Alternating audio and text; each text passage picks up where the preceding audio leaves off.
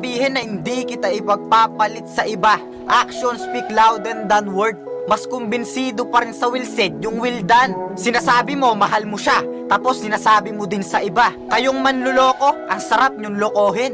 At kung hindi mo mahal ang isang tao, sabihin mo agad. Hindi yung pinapatagal mo pa, kasi nasasaktan mo siya, hindi mo lang nakikita. Oo, nakakangiti siya kapag magkasama kayong dalawa.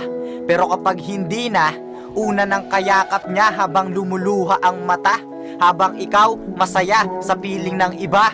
Langhiya, bakit hindi ko maintindihan na kaya nyong maging masaya kahit may ibang nasasaktan? Kaya sa mga taong manluloko dyan, sigurado hindi nyo alam ang salitang nasasaktan, kasi kayo yung nananakit at hindi nyo pa yon nararamdaman.